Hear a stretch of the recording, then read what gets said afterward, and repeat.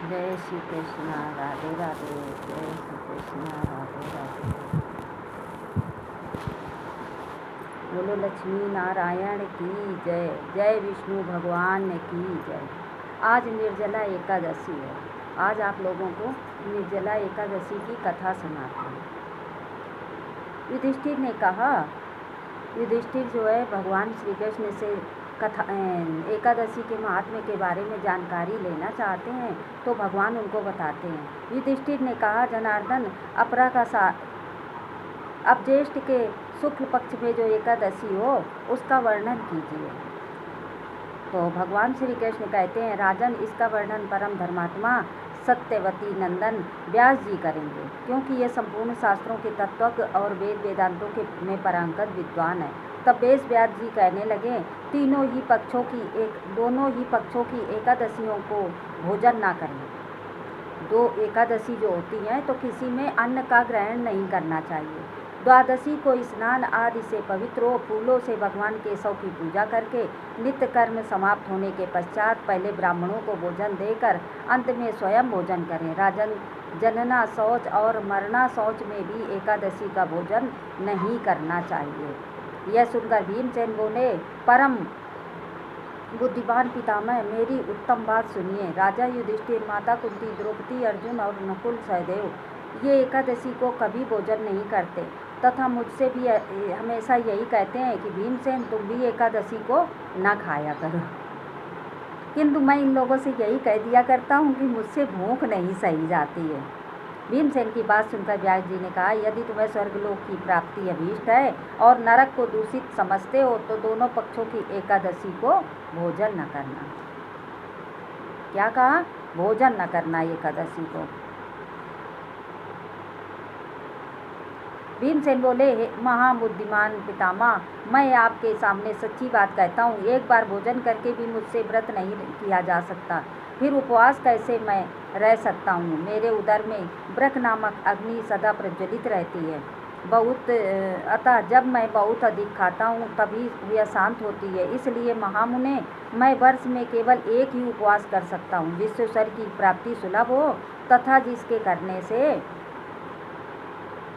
मैं कल्याण का भागी हो सकूं, ऐसा कोई एक व्रत निश्चय करके बताइए। व्यास जी ने कहा, भीम, ज्येष्ठ मास में सूर्य वृक्ष राशि पर हो तथा मिथुन राशि पर शुक्ल पक्ष में जो एकादशी हो उसका यत्न पूर्वक निर्जल व्रत करो। केवल कुल्ला या आचमन करने के लिए मुख में जल डाल सकते हो, उसको छोड़कर और किसी प्रकार का जल विद्वान पुरुष मुख में ना डालें, अन्यथा व्रत भंग हो जाता है। एकादशी को सूर्योदय से लेकर दूसरे दिन के सूर्योदय तक मनुष्य जल का त्याग करे तो यह व्रत पूर्ण होता है।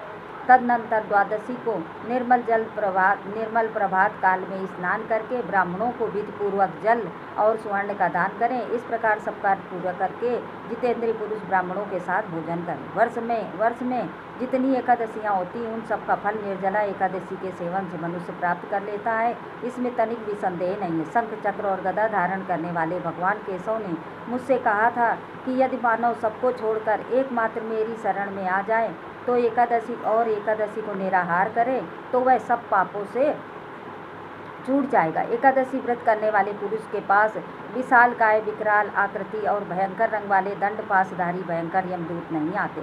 अंतकाल में पीताम्बरधारी, सौम्य स्वभाव वाले, हाथ में सुदर्शन धारण करने वाले तथा मन के समान वेगशाली विष्णुदूत आकर इस वैष्णव पुरुष को भगवान विष्णु के धाम में ले जाते हैं। अतः निर्जला एकादशी को पूर्ण यत्न करके उपवास करना चाहिए। तुम भी सब पापों की शांति के लिए यत्न के साथ उपवास और श्री हरि का पूजन करो। स्त्री हो या पुरुष, यदि उसने मेरु पर्वत के बराबर भी महान पाप किया है तो वह एकादशी के प्रभाव से भस्म हो जाता है। एकादशी का व्रत अगर करेंगे तो वह पाप क्षमा हो जाते हैं। जो मनुष्य उस दिन नियम का पालन करता है वह पुण्य का भागी होता है। उसे एक एक पहर में कोट कोट स्वर्ण मुद्रा दान करने का फल प्राप्त होता है। मनुष्य निर्जला एकादशी के दिन स्नान, दान, तप, जप, होम आदि जो कुछ भी करता है वह सब अच्छा होता है। यह भगवान श्री कृष्ण का कथन है। निर्जला एकादशी को विधिपूर्वक उत्तम रीत से उपवास करके मानव वैष्णव पद को प्राप्त करता है। जो मनुष्य एकादशी के दिन अन्न खाता है वह पाप भोजन करता है, इस लोक में वह चंडाल के समान है और मरने पर दुर्गति को प्राप्त होता है। जो ज्येष्ठ के शुक्ल पक्ष में एकादशी को उपवास करके दान देंगे वे परम पद को प्राप्त होंगे। जिन्होंने एकादशी को उपवास किया वे ब्रह्म हत्यारे, शराबी, चोर तथा गुरुद्रोही होने पर भी सब पातकों से मुक्त हो जाते हैं। हे कुंती नंदन, एकादशी के दिन श्रद्धालु स्त्री पुरुषों के लिए जो विशेष दान और कर्तव्य विहित हैं उसे सुनो।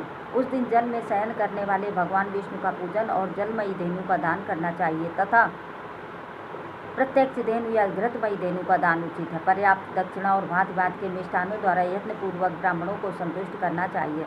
ऐसा करने से ब्राह्मण अवश्य संतुष्ट होते हैं और उनके संतुष्ट होने पर श्री हरि मोक्ष प्रदान करते हैं। जिन्होंने समदम और दान में प्रवृत्त हो श्री हरि की पूजा और रात्रि में जागरण करते हुए इस निर्जला एकादशी का व्रत किया, उन्होंने अपने साथ ही बीती हुई 100 पीढ़ियों और आने वाली 100 पीढ़ियों को भगवान वासुदेव के परम धाम में पहुंचा दिया। निर्जला एकादशी के दिन अन्न, वस्त्र, गौ, जल, सैया, सुंदर आचमन, आसन, कमंडल तथा छाता दान करना चाहिए। जो श्रेष्ठ एवं सुपात्र ब्राह्मण को जूता दान करता है वह सोने के विमान पर बैठकर स्वर्गलोक को जाता है। जो इस एकादशी की महिमा को भक्तिपूर्वक सुनता तथा भक्तिपूर्वक उसका वर्णन करता है वे दोनों स्वर्गलोक में जाते हैं।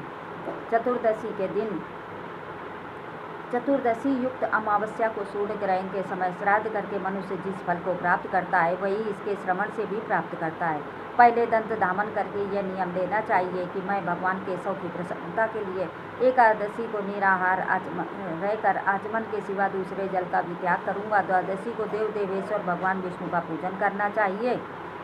गंध, धूप, दीप आदि से विधिपूर्वक पूजन करके जल का घड़ा संकल्प करते हुए निम्नांकित मंत्र का उच्चारण करना चाहिए।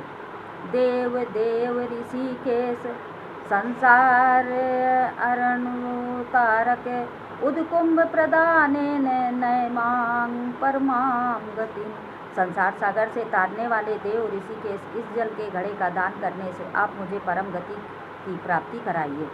भीमसेन, ज्येष्ठ मास में शुक्ल पक्ष की जो शुभ एकादशी होती है उसका निर्जल व्रत करना चाहिए तथा उस दिन श्रेष्ठ ब्राह्मणों को शक्कर के साथ जल के घड़े दान करने चाहिए। ऐसा करने से मनुष्य भगवान विष्णु के समीप पहुंचकर आनंद का अनुभव करता है। तत्पश्चात द्वादशी को ब्राह्मण भोजन कराने के बाद स्वयं भोजन करें।